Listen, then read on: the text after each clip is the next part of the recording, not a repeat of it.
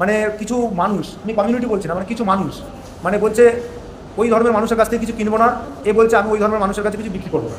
এই ধরনের কিছু কিছু সোশ্যাল মিডিয়ায় বার্তা দিচ্ছে এবং নিজেরাও প্রচার করছে।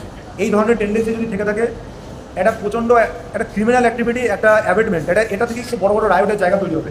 এরকম যদি কেউ করে থাকে আমাদের জানাবেন, এবং আমাদের নজরে যদি আসে তার এগেনস্ট কিন্তু খুব মানে প্রশ্ন এমন কড়া পদক্ষেপ নেবে। সে কিন্তু জীবনের এই ধরনের কথা, এই ধরনের প্রচার করতে কিন্তু ভয় পাবে দিতেও পারে, সে যেই সম্প্রদায়েরই হোক।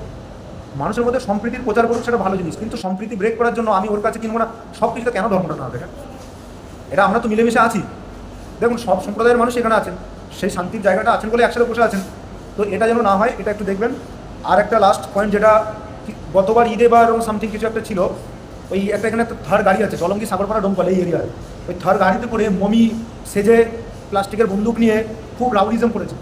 এটা কিন্তু যদি করা হয় একদম পুরো কিন্তু পুরো যেটা আমাদের লিগাল প্রভিশন আছে, জেল এবং তার এগেনস্টে পানিশমেন্ট যা আছে, গাড়ি সিজ থেকে শুরু করে যা আছে আমরা কিন্তু করবো। এই ধরনের বদমাশি যেন দেখি না, এটা পুরোপুরি ইলিগাল জিনিস।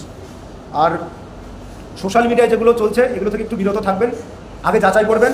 আর আমরা প্রশাসনের তরফ থেকে ক্লিয়ারলি আপনাদের জানালাম যে কী আছে না আছে। এরপরে বাকি দুটো একটা পয়েন্ট আছে, সেগুলো আমাদের বাকি আইসি সাহেব আছেন, আমাদের এমএলএ সাহেব আছেন, এনারা বলবেন। আর সবাইকে আবারও আগামী ঈদের শুভেচ্ছা। সবাই মিলে শান্তিতে কাটান, ভালো থাকুন, শান্তি।